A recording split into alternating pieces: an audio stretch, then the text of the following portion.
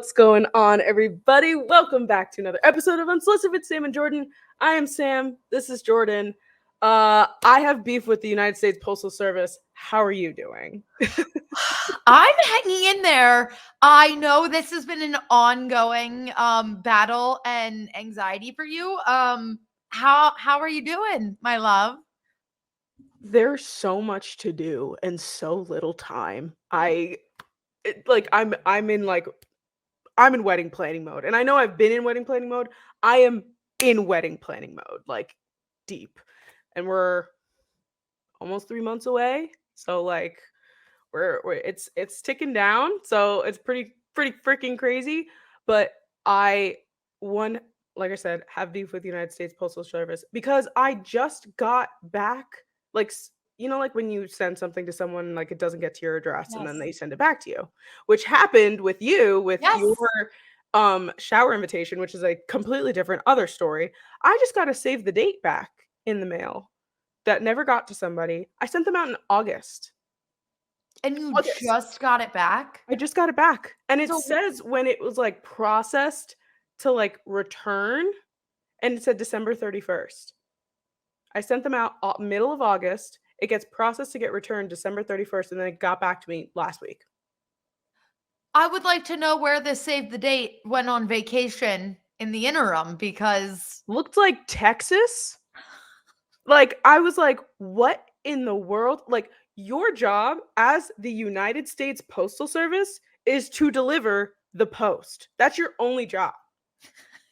How are they messing it up? This is constant.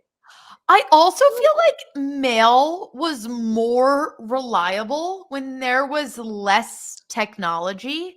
And I Right? don't know how that happens. Like, how is mail the only thing that's like gone down with all the advancements? You would think it would get better.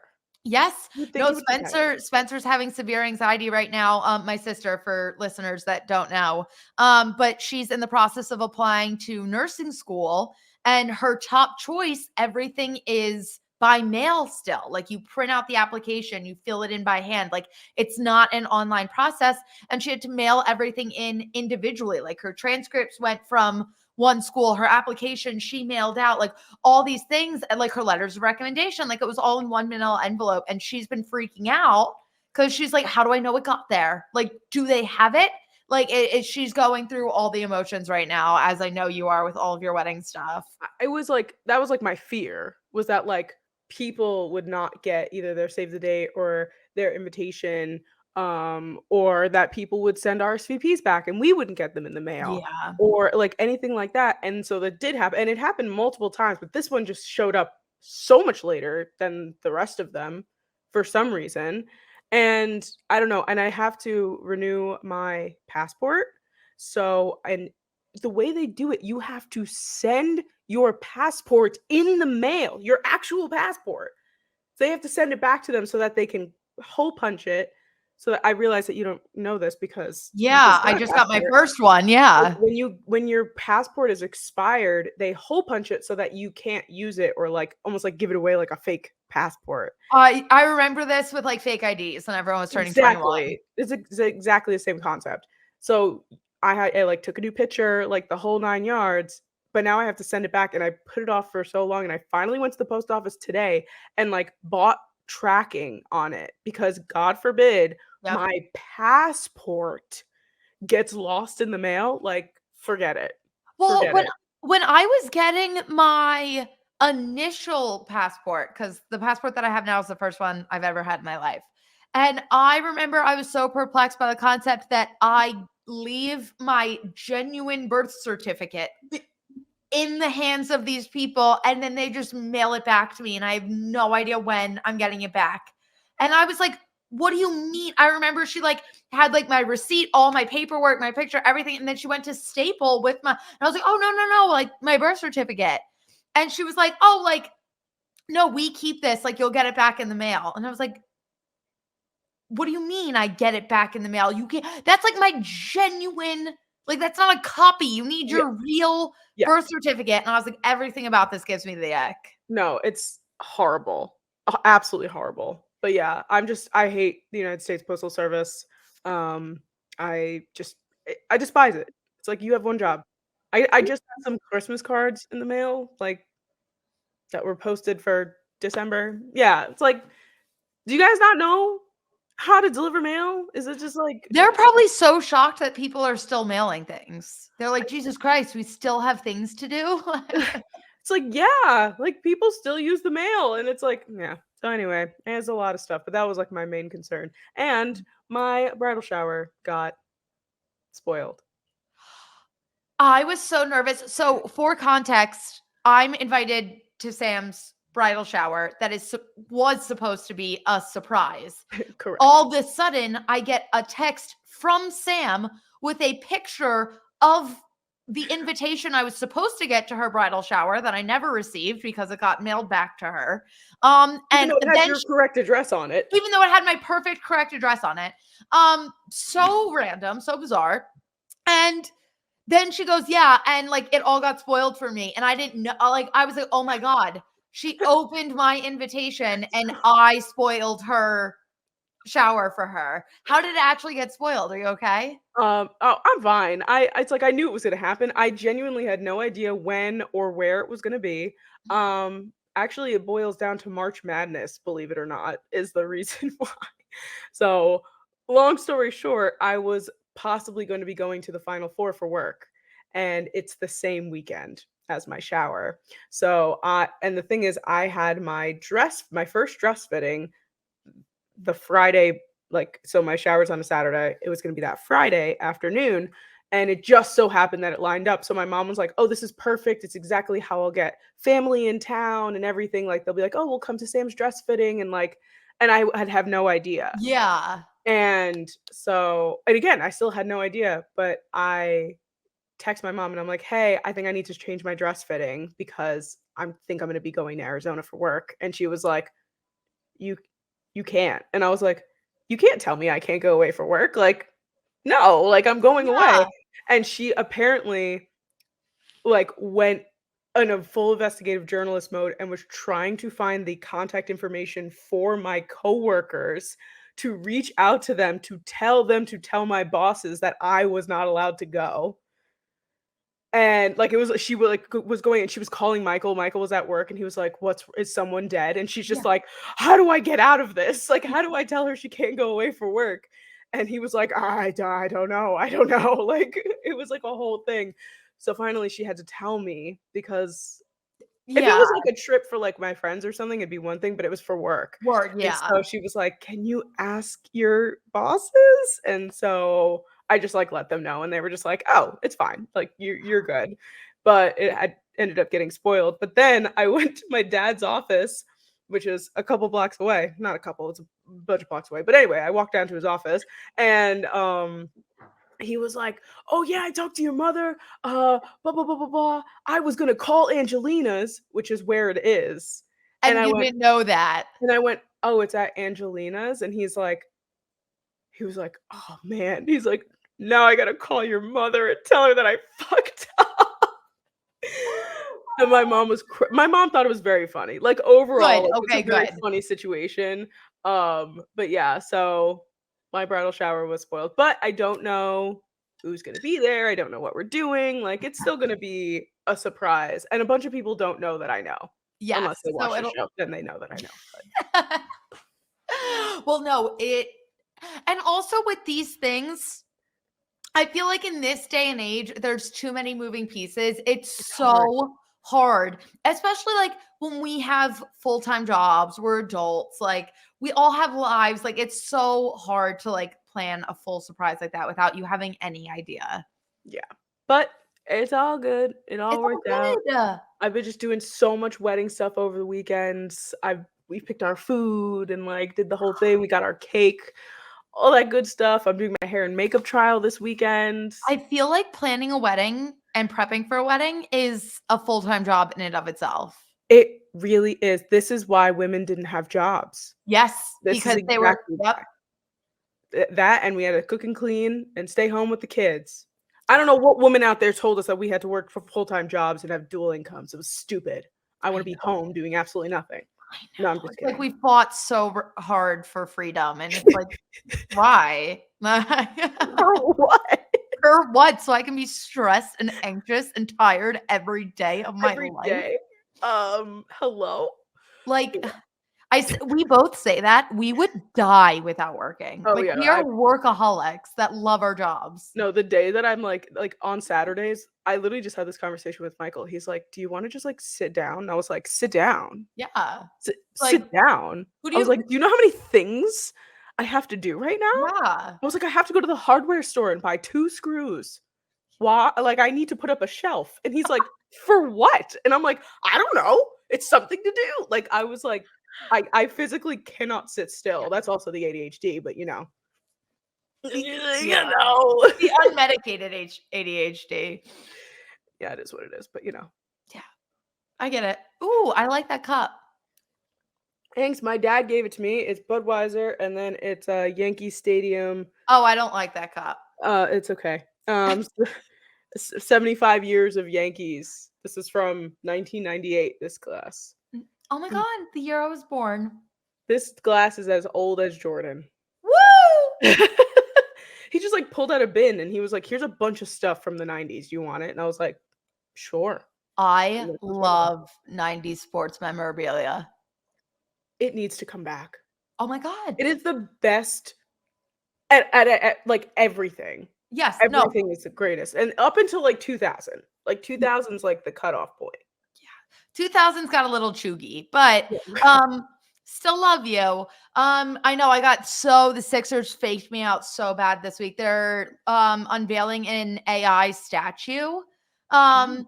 But they just posted, I can't remember what the text was, but it was of Allen Iverson in the classic black Sixers jerseys with the gold, which obviously I'm biased. I think is one of the sleekest jerseys in NBA history. I don't It's think my I know what favorite that looks Sixers like. jersey. Oh my God, Sam, they're hot. Like they're just cool. And Black and everyone's been begging for them to come back. And it said like unveiling, and it had aren't they gorgeous? Why did they ever change their colors? Right? These are so nice. Right? Like they're literally fantastic. And it said like unveiling, and it had, and I was like, they're coming back. They're coming back. And then I swiped, and it was like the Allen Iverson statue. And I was like, that's also super cool. However, However, it would even be better if we unveiled an Allen Iverson statue and also brought back the classic gold and black jerseys. I, to this day, have constantly looked for any sort of 2000s NFL draft stuff because the Oh, NFL draft logo was one of the best logos to ever exist because it looks like Space Jam. yep. Oh my god. I still to this day I've thought about making one myself. Like it's they're stunning. They're beautiful. But yeah, a 90s sports memorabilia. So it was like just chuggy enough. Yes. Like it was just good enough that it was Yeah. just like this is the era. And now that's all I want is just 90s styled things. No, It's the best decade. yes. Not biased or anything. Yeah, no, not at all. However, I agree. But yeah.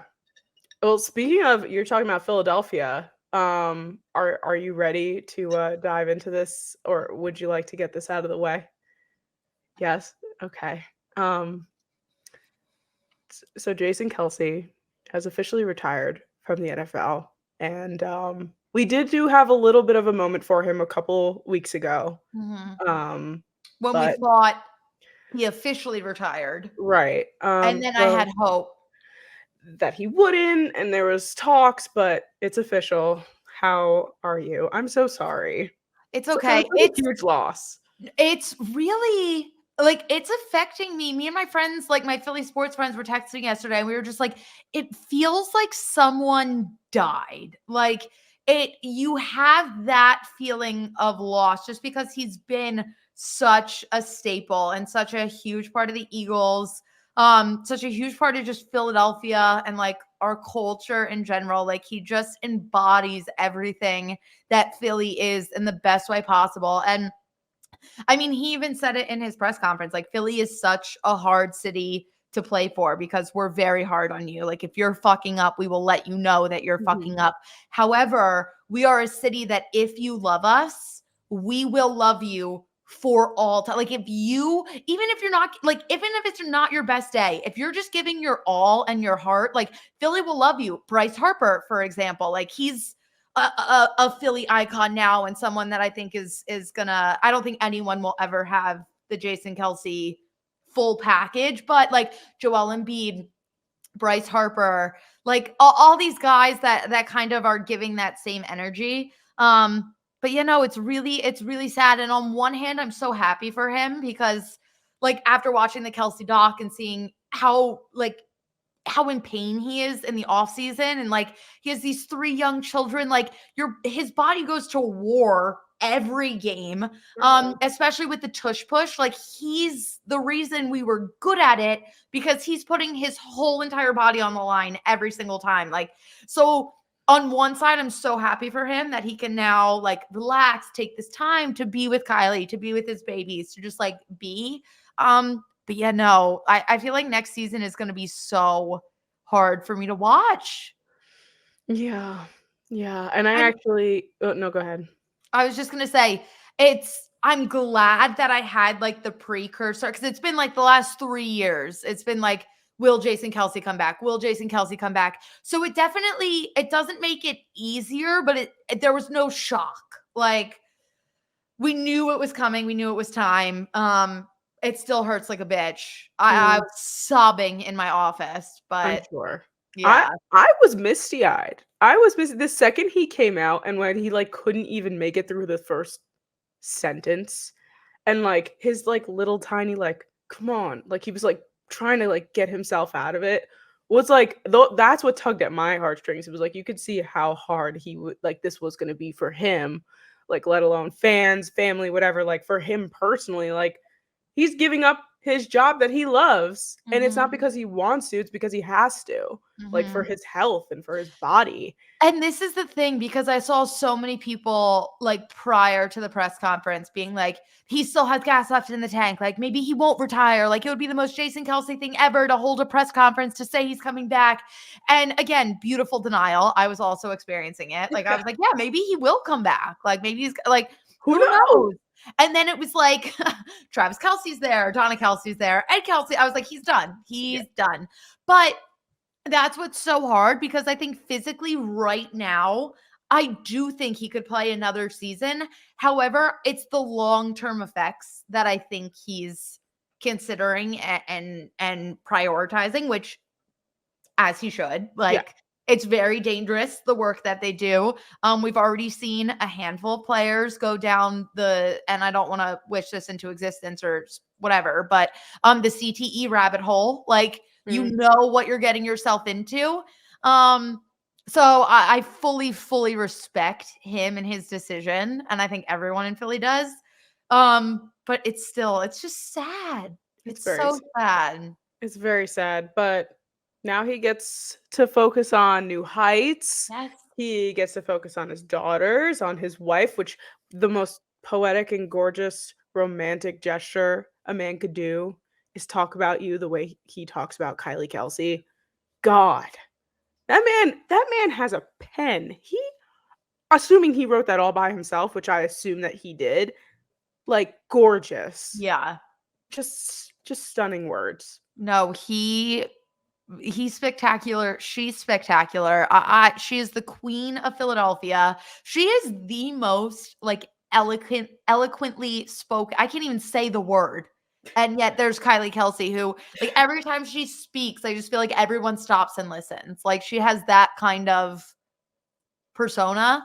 I worship that family. I would die for that family. And I thought one of the sweetest things about it, when I was scrolling on TikTok after, I saw so many videos of girls being like, I listened to Tim McGraw when I was 6 years old, and now I'm crying over a center retiring. Like, yeah, whoever would have thought? But I love that all the Swifties, like, they were just they didn't care about football. Then they rooted for Travis. Now they root for Jason. Like, I just think that's so sweet. And also, this is like kind of taking a different turn, but Okay. I do think it's weird how many connections there are between like the Eagles, the Kelces, Taylor Swift, Andy Reid. Like, there's so much overlap. Like, Andy Reid was there when Jason Kelce got drafted. Right. Andy Reid was in Kansas City when Travis got drafted. Right. Andy Reid met Taylor Swift as like an 11, 12-year-old when she's singing the national anthem in Philadelphia, like as a kid. Then she ends up dating Travis. Like, it's just, there's a lot of weird connections. Invisible string theory. Invisible string theory. And the world is incredibly small. It's like It you is. don't it's pretty wild how small the world actually is. But yeah, you're right. There are a lot of connections there. Right? If we are done talking about Jason Kelce, we can transition into some more Taylor Swift theories. Yes, before I depress myself. Yes. Shout out Jason Kelce. You rock, dude. Come on the show. Love you forever. Oh, wait, real quick. The last thing I'm going to say. Do you remember when the story I told you when the Eagles won the Super Bowl and I ran around the city of Philadelphia and I was like, I'm going to get the number 9 tattooed on me. Mhm. And no tattoo shop would take me because I was drunk and it was the middle of the night. And Mhm. yeah. Well, now I'm feeling that incline again. I'm like, do I get number 62 tattooed on me? Yo, why not? I think I have to. Okay. It'll be like a number retirement. Yes, and we know his number is going to get retired in Philadelphia anyway. So everyone's fighting to get a statue made for him. Okay, now I'm done. I promise. Taylor Swift. Are we ready to talk about Taylor Swift? Yes, we're always ready.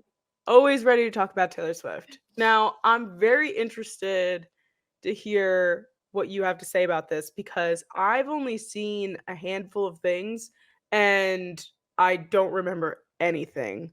So I would like for you to explain these two theories to me. These Taylor Swift two whatever the heck she keeps doing.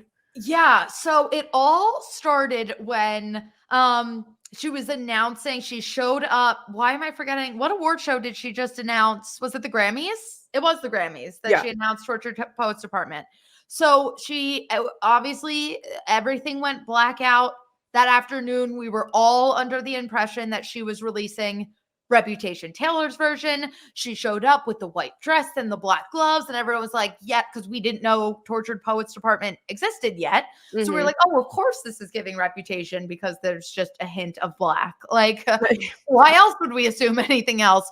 So we were all under that impression. She gets up and then she gives like the 2 peace sign emoji finger thing when she was announcing. And ever since there's been like Taylor Nation is using peace signs. She like keeps giving the peace signs. She did after she announced Tortured to Poets Department. She was like talking about when she was doing surprise songs. I want to say in Australia, she did the peace sign again, like talking about like there's been a lot about 2s and everyone's like, okay, so we know we're getting Tortured Poets Department. We know the Eras Tour is being released on streaming on Disney Plus March 15th, well, March 14th now. Mm-hmm. So everyone's like, what is the 2 referring to? And everyone's assuming it's like a double something. My theory is, which it isn't the most fun theory, but I think it's a realistic one. Okay. Do you remember during the Super Bowl when there was the Disney Plus commercial and it ended with ... ready for it? And then we found out that the Eras Tour is going on Disney Plus. Right. Reputation Stadium Tour was taken off of Netflix a couple weeks ago. I have a feeling that the 2 thing is the Eras Tour is going to drop on Disney Plus, and then they're going to add like at midnight or something on the 15th. Reputation Stadium Tour is going to be back on streaming and it's going to be on Disney Plus. And that's the double drop. That is realistic. Right. And I know it's not as fun. It's not as flashy. A lot of people are obviously trying to justify Reputation Taylor's version coming out like really, really soon, which I would love. Oh my God. I would literally pass away. However, with how highly she talks about the Tortured Poets Department, and she really hasn't done a double drop at all. with any of these re-recordings. I think it's unlikely. I think she's gonna let Tortured Poets Department have its moment. I think so too. I ever since anybody kept talking about it, since even before like Speak Now was coming out, people were talking about Reputation coming out, like, and everybody was saying like, oh, there's gonna be a double of this. Oh, there's gonna be two 1989 albums that come out. They're gonna be two this, two that, two that. And I'm like, I don't think just I know she's not I know like she makes a lot of money. She's definitely not doing this because she wants I'm sure, she needs to make a living, but like it's Yeah. not just because of the money. Like she's Yes. doing it for herself, for her fans, whatever, blah blah blah. Like to do that from a marketing standpoint, to release two different albums is like not good. Like No. that doesn't work. So it's like I don't think she would release a brand new album and then on top of it put like Reputation, Taylor's version out, or like whatever it may be. Like it just doesn't make sense just from a marketing standpoint. No. And also, we know our girl cares. And like, as she should, I don't get why anyone hates on her for this. She cares about awards. She cares about breaking records. Like, which again, I don't understand why that's a bad thing. Like, when this is your career, like, No, it's no yeah. one hates on athletes when they do it. Like, why is it so bad? Everyone's like, she's so worried about her awards. Like, yeah, if I'm producing music, I want to win a Grammy. Like, duh.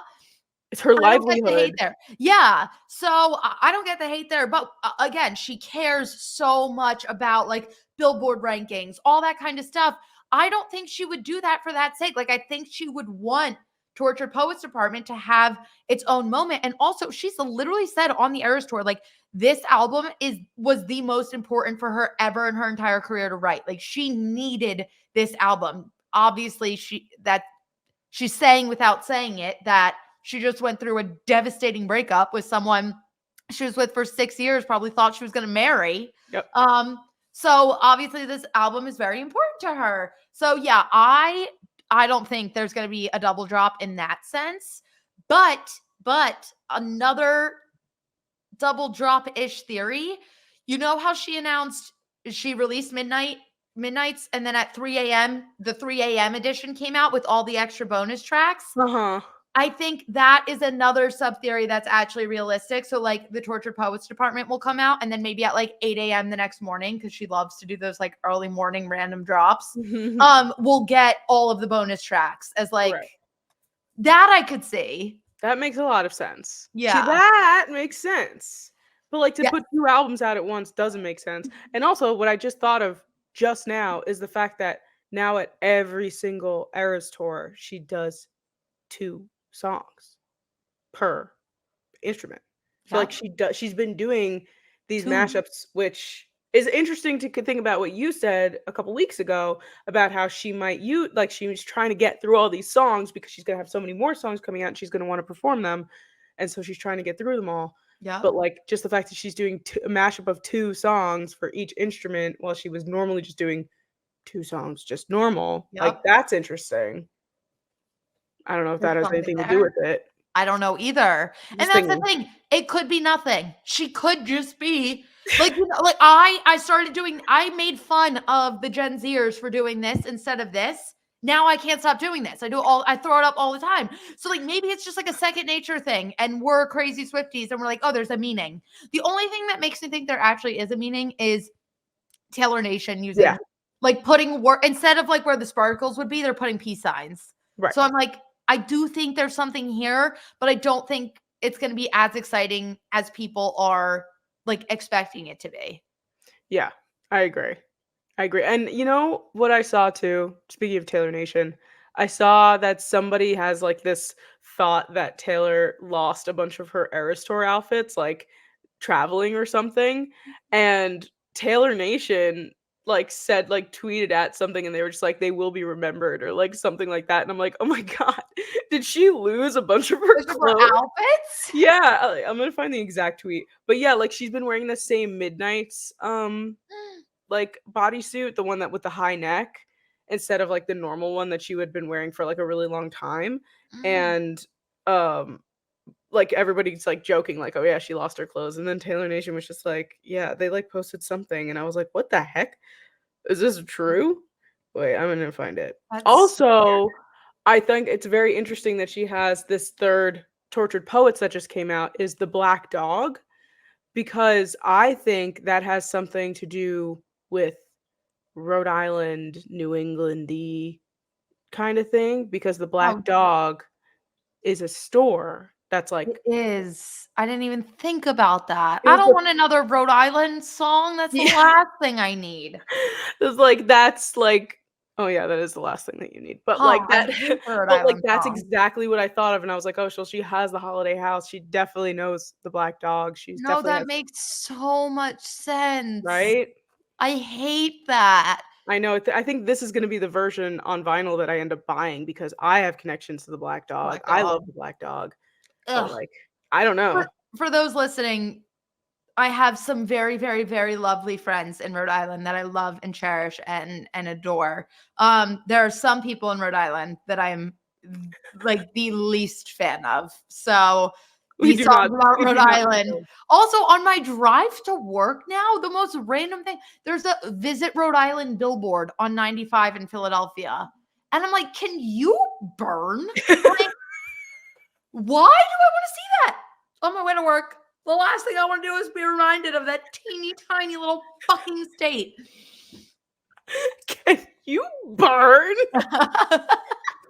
Anyway, I found it. She said somebody tweeted she lost her outfits, and then they said they will be remembered. So Oh, Taylor Nation has been unhinged recently. yeah, they're just doing the Lord's work. Honestly, I think that's the bottom line. But But overall, I cannot wait for this album. I think it's going to be a spectacular album that's going to like reveal so much to us about so many things that we Yup. have been like thinking about for so long. And I think that some of these they're gonna go so hard. Like I just know it. I think I'm her not and ready. Joe's relationship, and not even like just Joe, like I definitely think Joe fucked up, but I think their relationship, like at the end, we didn't see them. So we just assumed they were happy, lovey. Like none of us had any idea.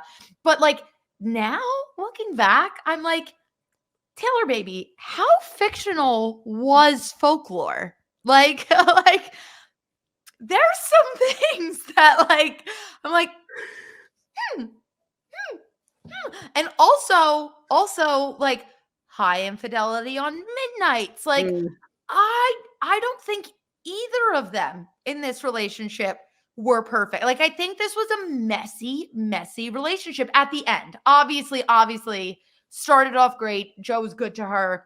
But sure. the second half of this relationship, one is a mystery to the world. And now we're kind of like connecting the dots through her music. And like you already mentioned, I think this album is going to like solidify all of it. Like it's going to give us at least the base picture of Mhm. what the fuck went down the last 6 years. Yeah. You wanna know what's so funny too is so for my bachelorette party, which Jordan will be attending, we are having a Taylor Swift night, per my request. And, we were like, everybody's gonna be in Era, and I asked my matron of honor, Sarah, I was fearless, and I was like, "Wait, this should I be the lover era?" Like, I was like, the one getting married, should I be my lover era?" And Sarah was like, "No, fuck that, she broke up with Joe. You'll be fearless." And I was like, "You got it." Wait, I think it's so funny because there's been so many times where I've almost said things to I don't know how much of your bachelorette party is a surprise and what A isn't. lot. A lot A, of it is. a lot of it's a surprise. Yes. So then I'm just gonna keep my peace. Okay. You can tell me if you want to, you could tell me what era you are. I've been asking everybody. Wait, I can't even Do I do you remember what you are? I think I picked debut. Oh, did you? Yeah, because it Aw. was open. Everyone was It was picking open. It's like a sign-up sheet. no, literally. And someone wait, you'll laugh and this isn't giving anything away because you already know what's happening. Yeah. But we were talking in our secret bachelorette party group That chat I'm not in. that Sam's not in. And some of your friends are Swifties, some aren't. So Yes. I can't remember who like pointed the finger at me, but someone was like, Jordyn, can you go through the eras and like tell us who should be what. So I literally made like a notes app with like the colors coordinating to each era. And I was like, everyone pick one.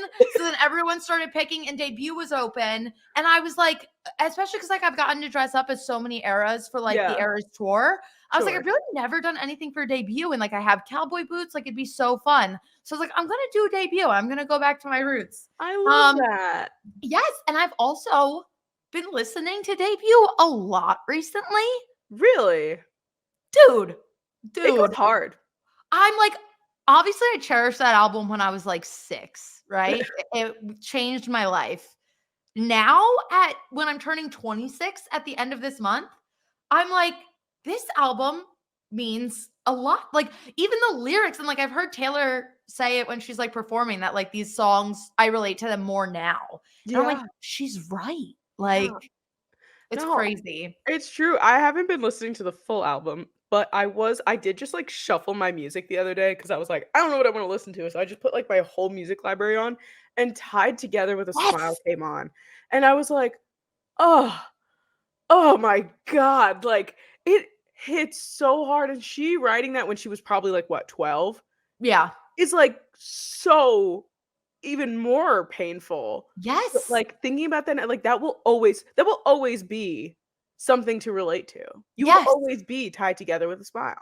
Oh my God. Like, it's just so good. And Yeah. also, like, should have said no. Our song, Teardrops on My Guitar, to all come out on her debut album. I'm like, bitch, that's insane. Yeah. So, yeah, I peace, forgot love, Should Have Said debut. No was from the first album. Yes, right. Like, all these I songs thought for a are, second it was on Fearless. yes. And you know what? I'm going to confess something. Me and Robbie talked about this week. Um, I feel like Fearless is always going to be my last album. Sad.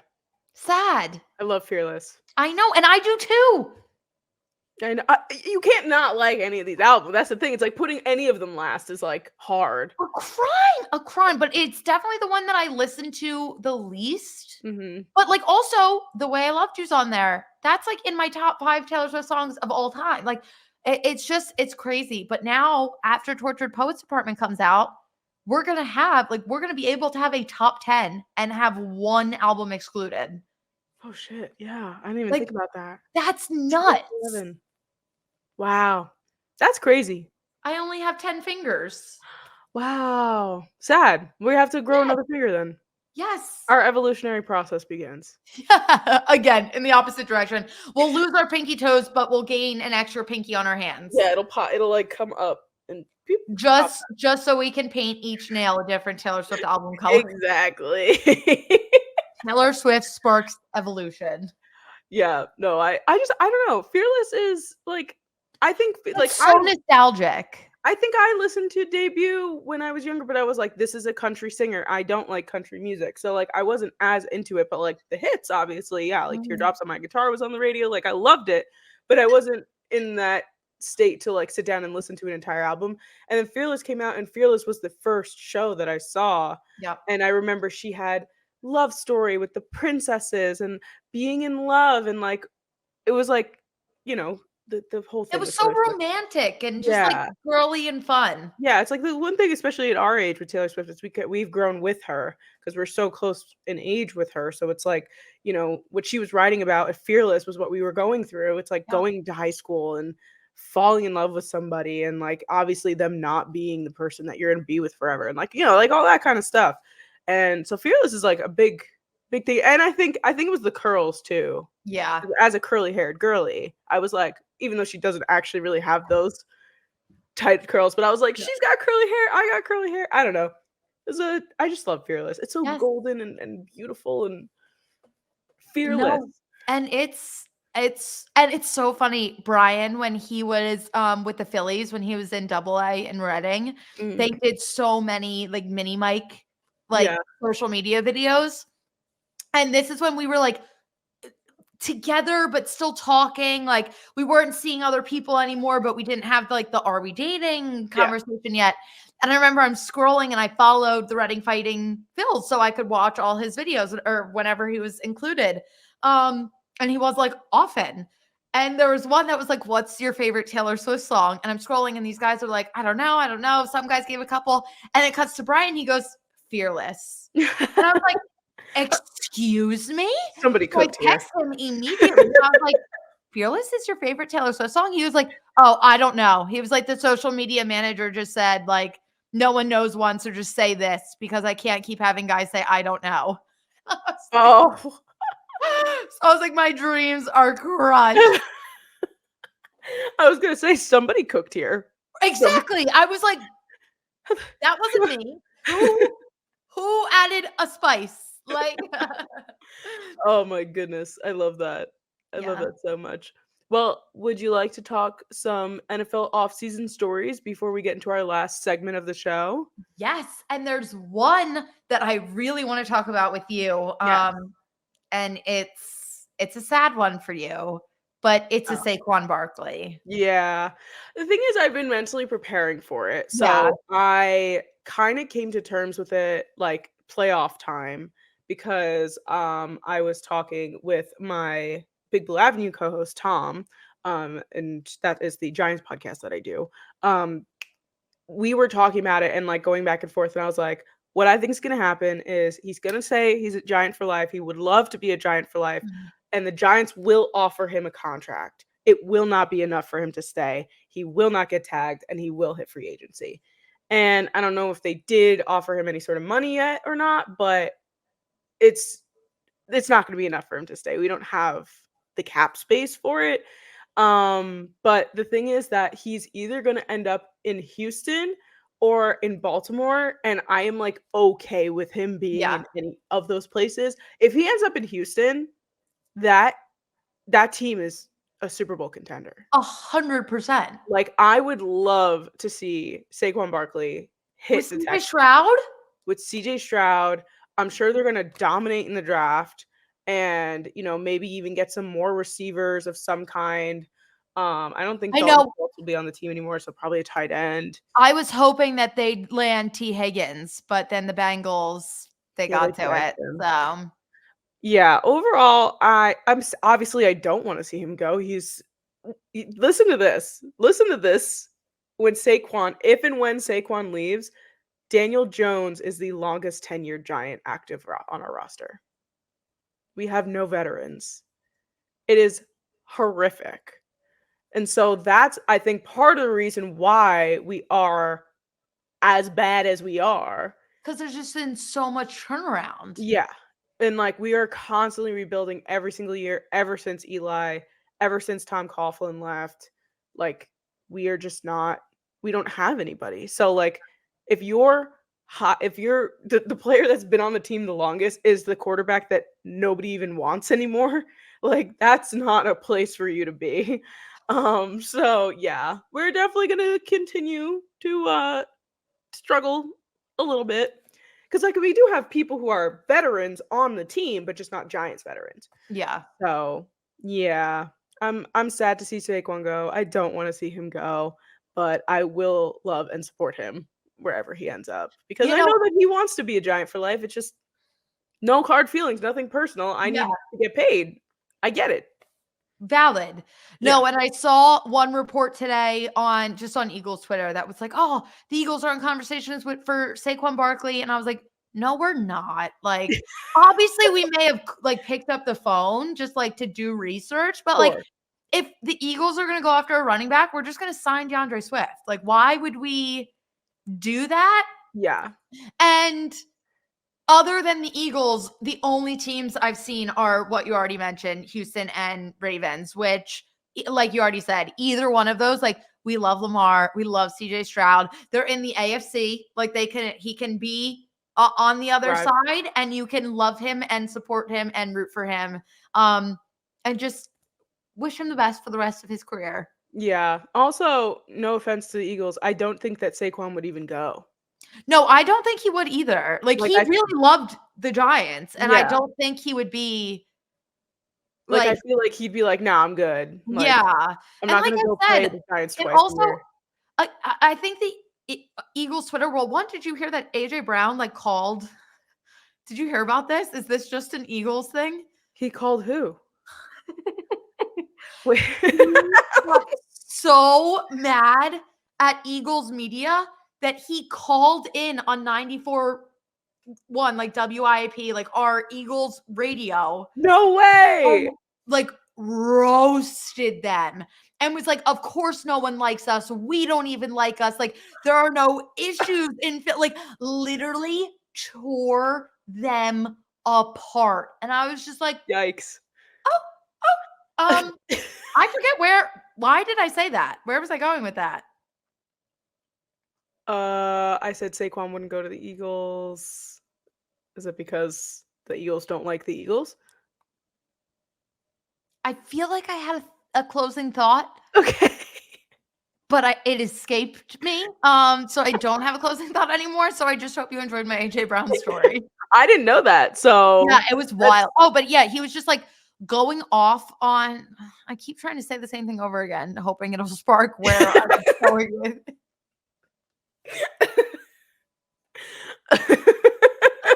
But yeah, no.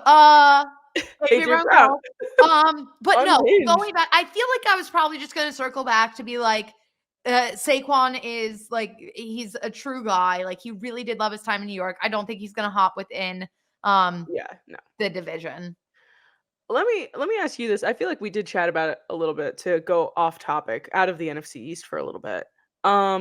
Lots of talk about Kirko going to Atlanta. I don't know why my body is rejecting that. I don't think he would fits in Atlanta, but what are your a lot of people are talking about it. See, like I like him to Atlanta. Okay. I do, because Kirko gives me Matt Ryan vibes. So to me, it just like feels seamless. I'm like, Okay.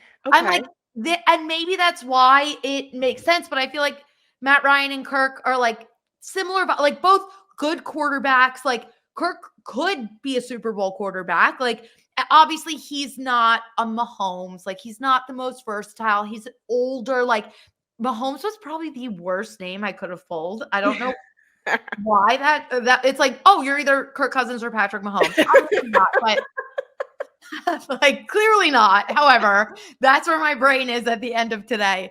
But no, I feel like it makes sense in that regard. I don't know if it's the best thing for them. Like Kirk Cousins is older, coming off an Achilles. Like I think it should be Justin Fields. See, I don't know why the Bears want to start this cycle over again. I don't get it. This is what the Bears do.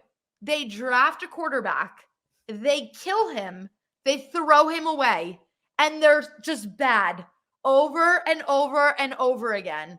And it's like, why? Like, just the same with the Jets. Literally, yeah. Literally, they killed Aaron Rodgers in 70 seconds. Literally. But yeah, no, I don't know. I feel like this is going to be I was actually talking about this at work today. We were saying that we think this year of the NFL is going to be messy. Yeah. And like this last season, I feel like was messy. I think this year is going to be even weirder.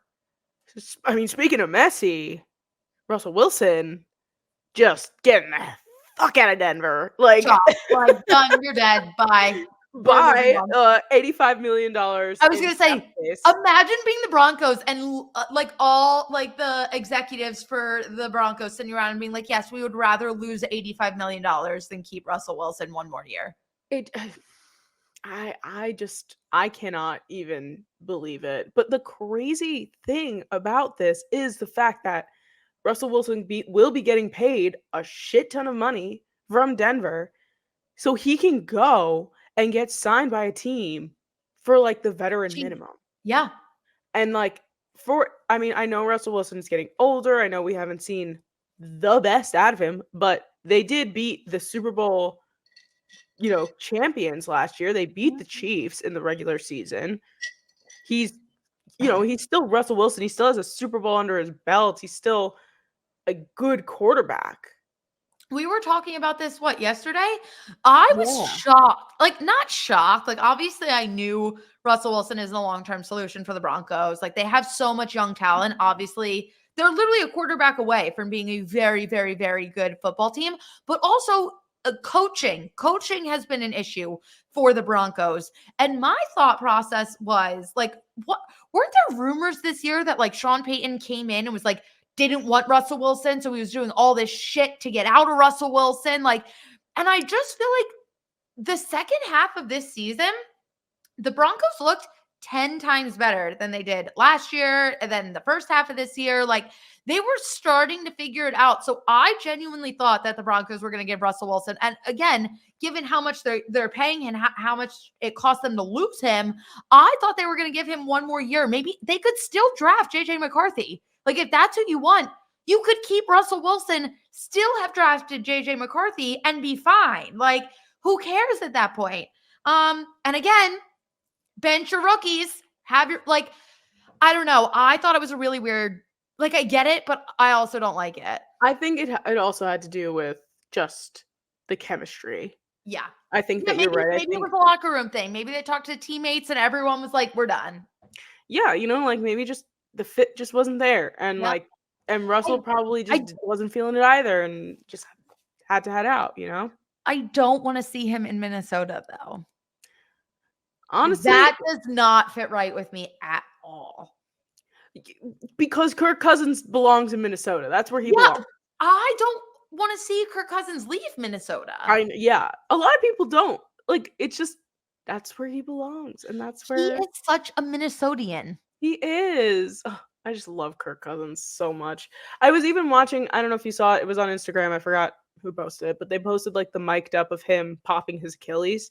And he thought that he just like sprained his ankle.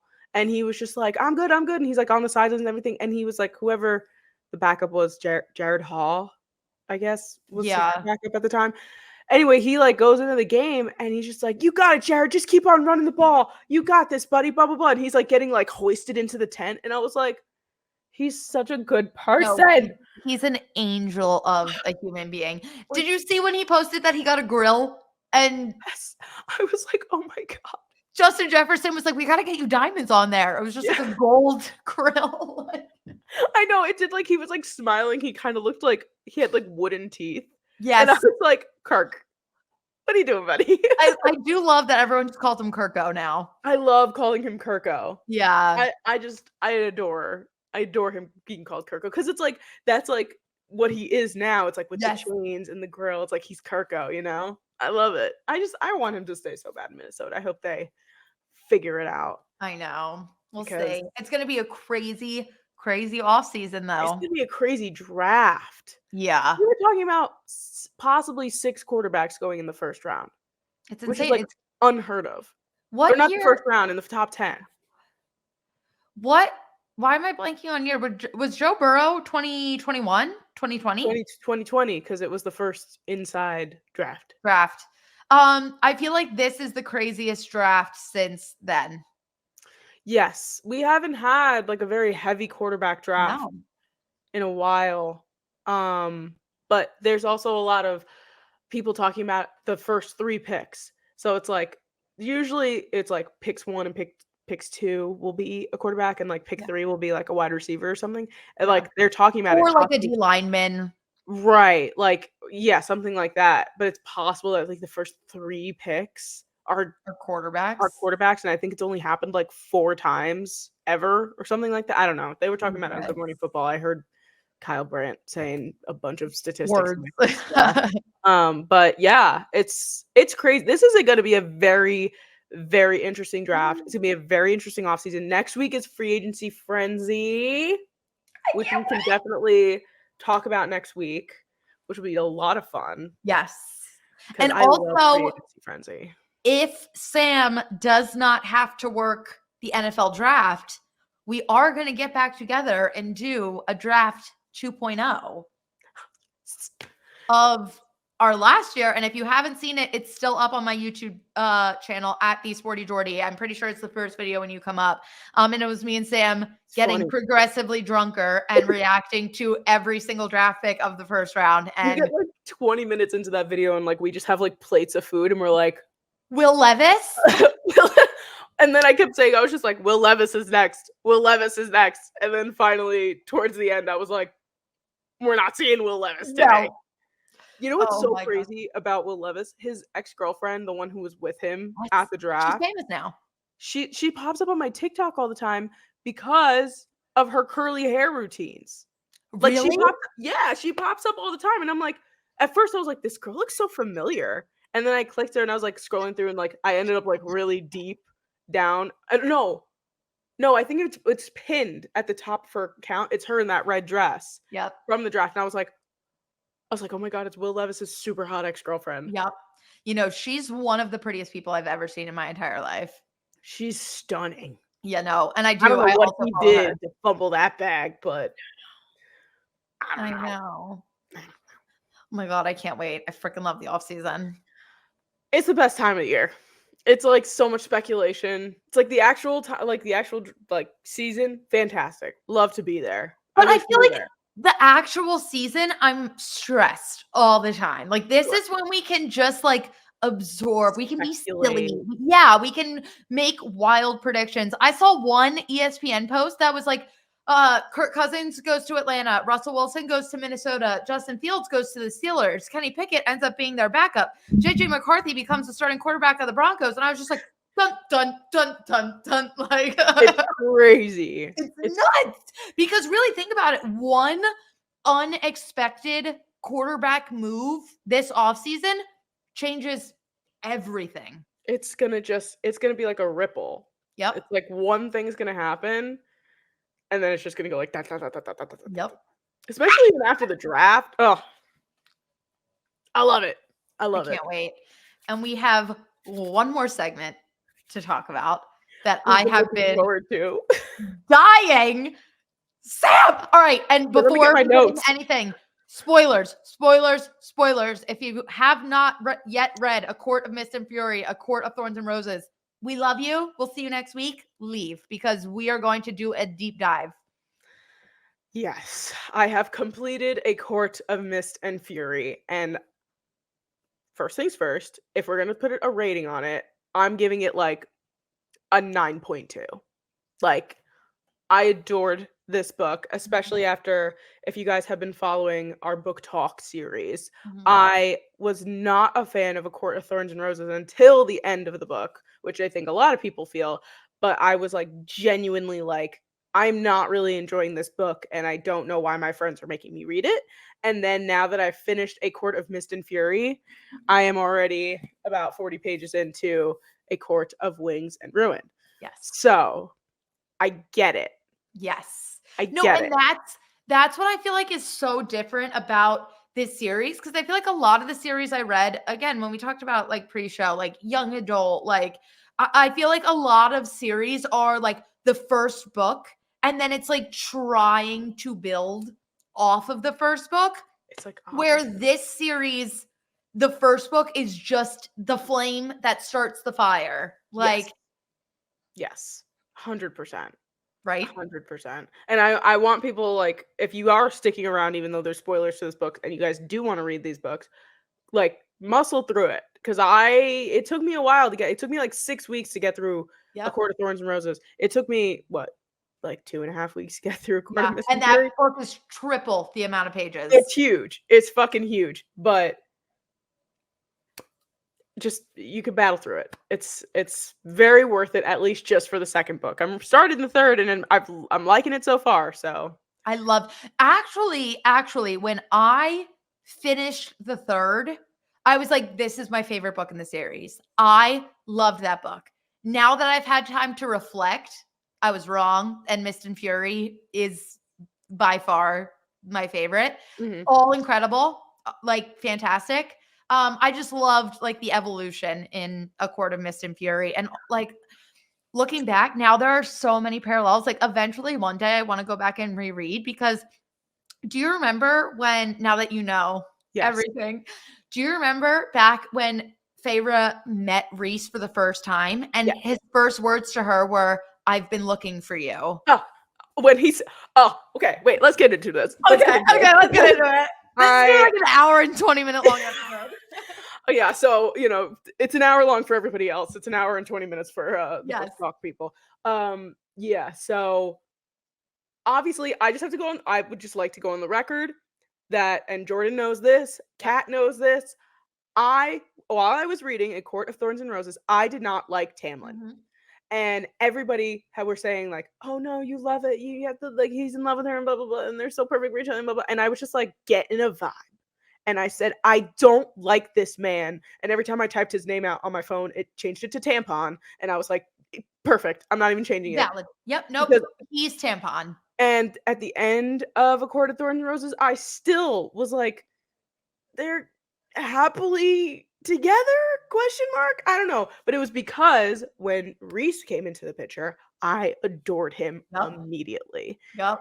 And obviously, getting now into Court of Mist and Fury towards the end of the book, when you find out that they are indeed mates, and when how she found out too, I was like, when he said, like, when the Suriel said that, I was just like, I literally I shut my book and I opened it back up and I was like, because do you remember when he said, "Stay with the High Lord"? Yes, he said the High Lord, but not that High Lord. High Lord. The High Lord. Yep. The most powerful High Lord in all of Prythin. So I was like, yes, yes, yes, yes. I love this. And of course, I understood why she was angry for a little bit, but it wasn't an annoying kind of angry. Sometimes things like that happen and you're like, those people are angry for way too long and you're just like, get the fuck over yourself and figure it out. And when she went up into that cabin and I was waiting for him to show up. I was like, he's gonna find her. They're mates.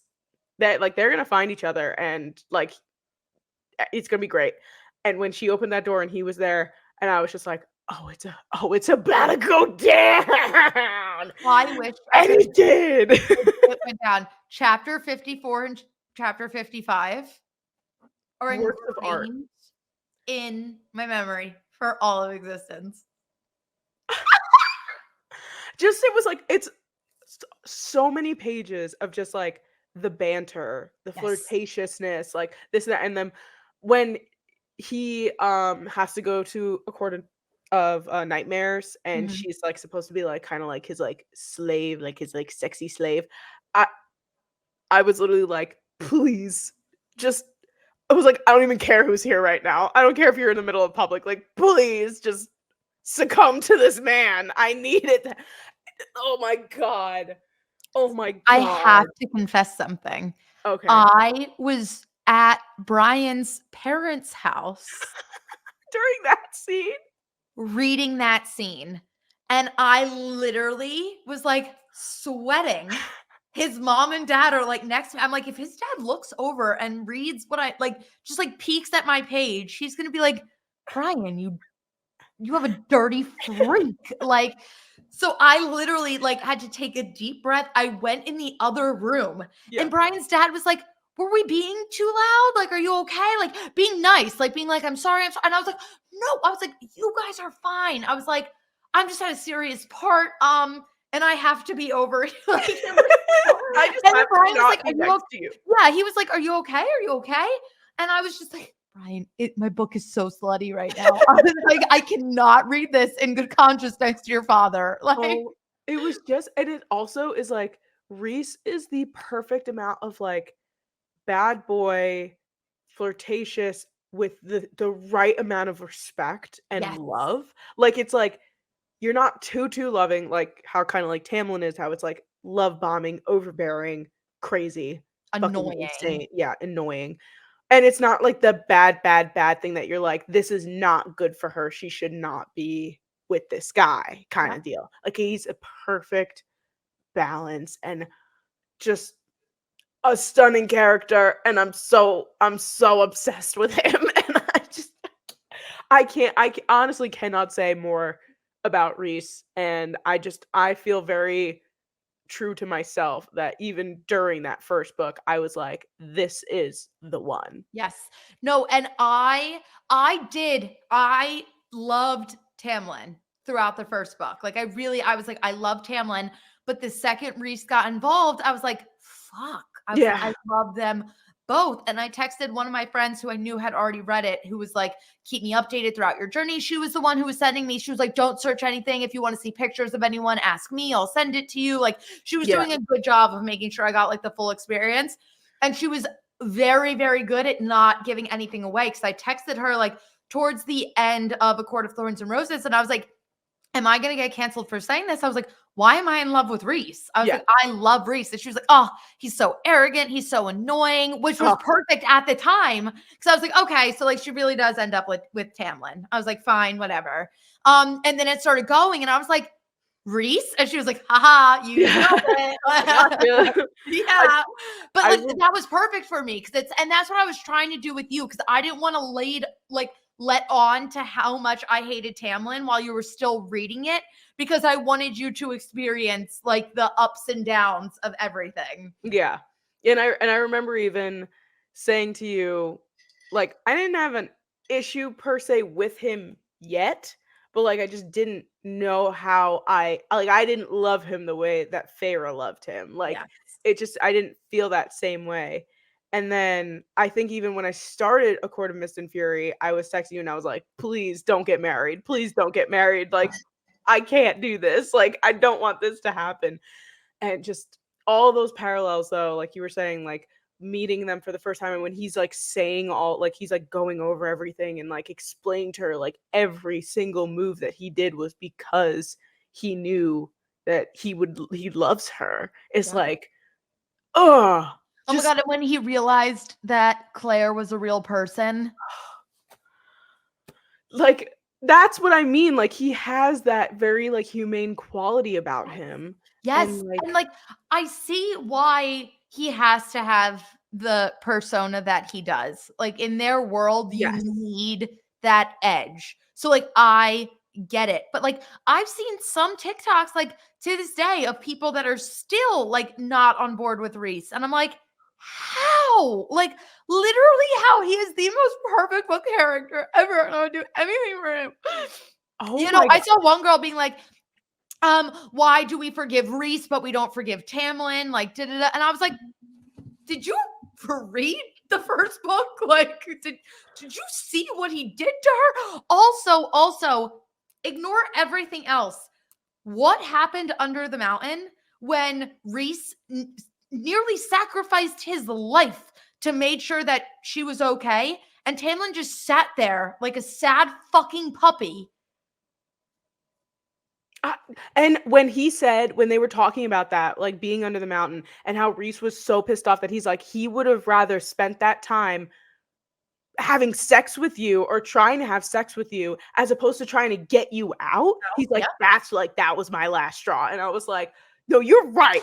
You're so right, Reese. Like that, like that. And it's just, I adore that man. And I'm just thrilled that they are indeed mates. And I'm so happy. Like when she told the king to break the bond, like I genuinely would, like, if you guys want to see bits of me reading the end of this book, I have it on my TikTok. And it is like, I literally go, no. And I was like, no, like, I can't let this happen. And then when they like cut later and you find out that they are indeed not technically like married, but like she is the high lady of the night court, I literally went, yes. Because I was like, oh, they're still gonna be connected and they're still gonna have that connection with each other. And I'm like, thank God.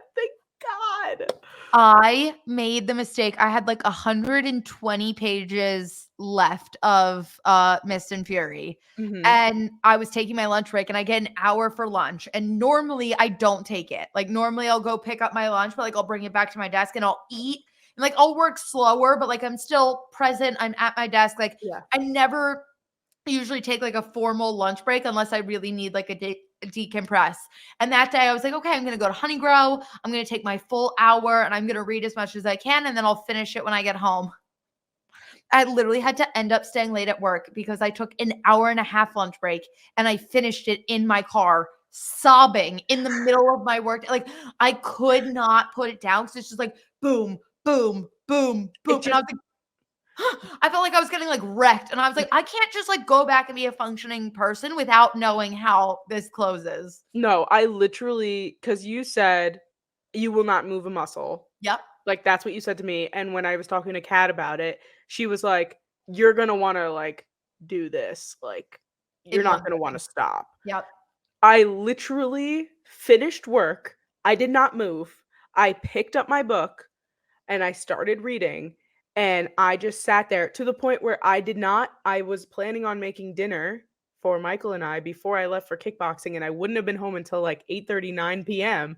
I read through that entire time and I looked at Michael and I was like, I'm sorry. You got to make your own dinner. I got to go. Like I was like, I'm so sorry, but I had to finish reading this book. Yep. It just all of a sudden it was like, load the gun, pop, pop, pop, pop, pop, pop, pop, finish, let it go, load the gun, pop, pop, pop, pop, pop, Yep. pop. And I was like, oh, I was standing up. I stood up at one point when they come into Valeris and start attacking. And when she kills it's the A, Ator or the a tour.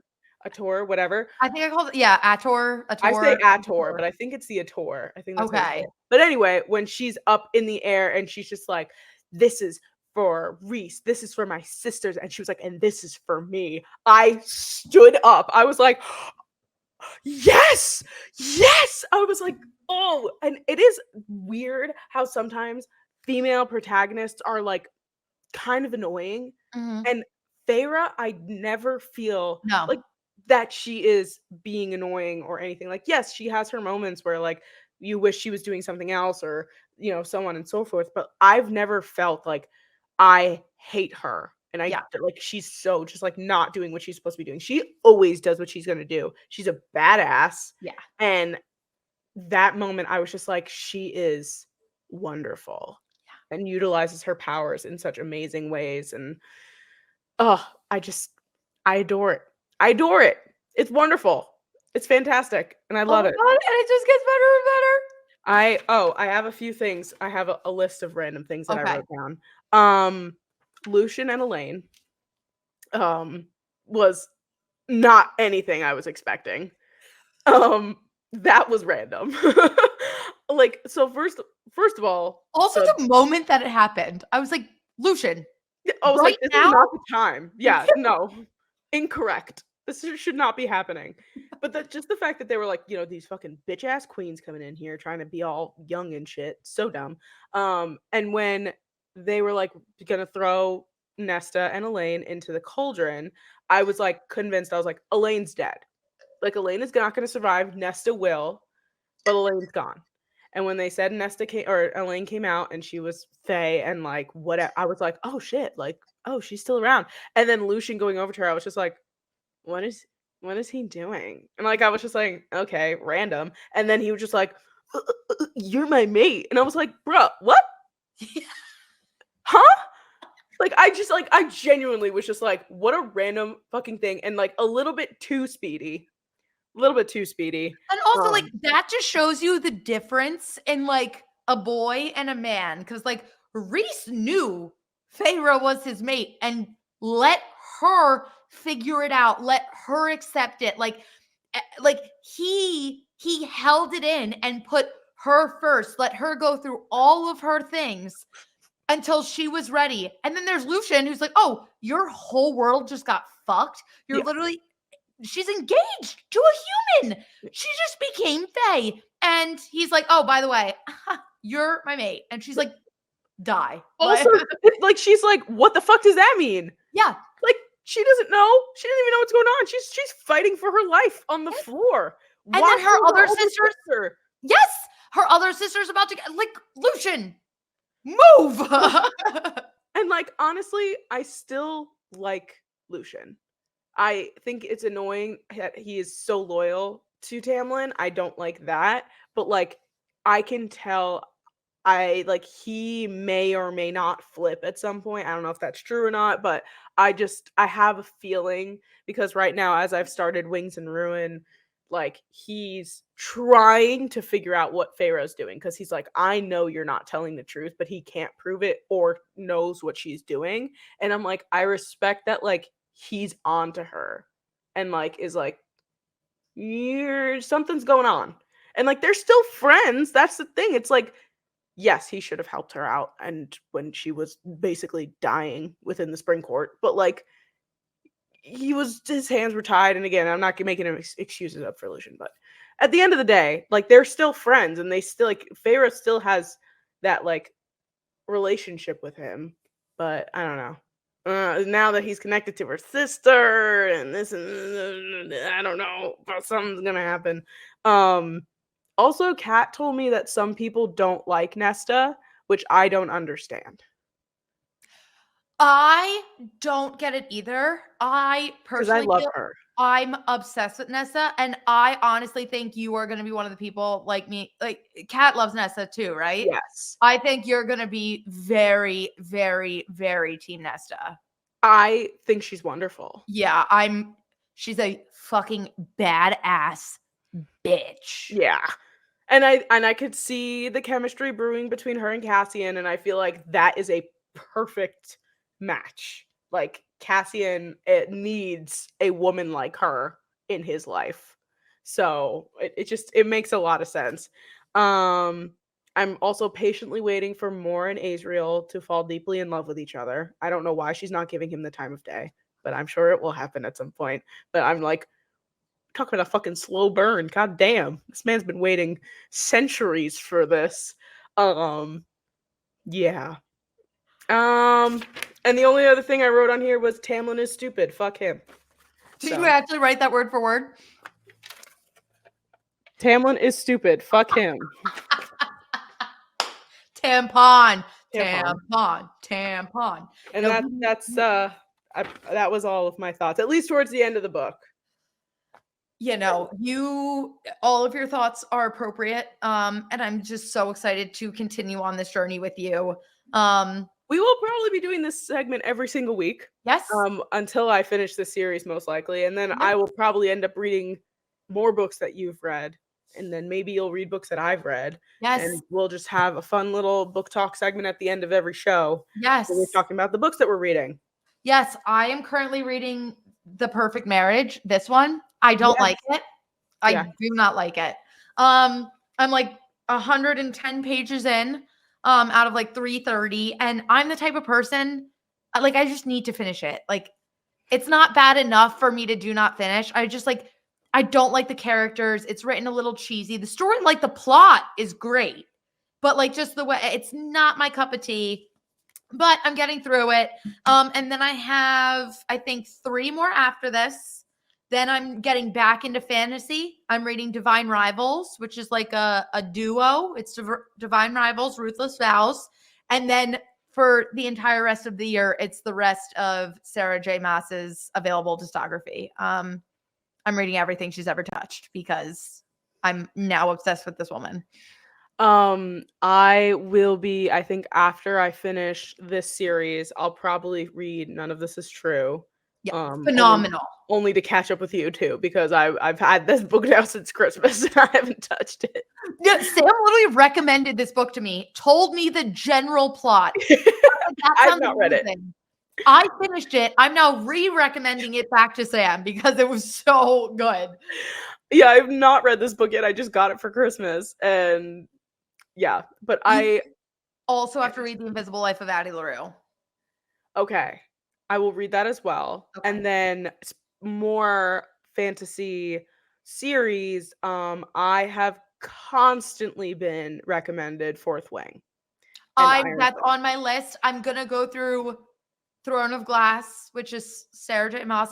I've had multiple people tell me that I'm going to like Throne of Glass more than A Court of Thorns and Roses. And if I do, I can't see a world. These books, the characters are my friends. Yes. I think about them every single day, and I can't wait for you to finish because the memes on TikTok of these books are so fucking good. And I scrolled past every single one while I was reading, even if it said like it's from A Court of Mist and Fury, and I was already like on Silver Flames. Because I was like, God forbid, I don't want any spoilers.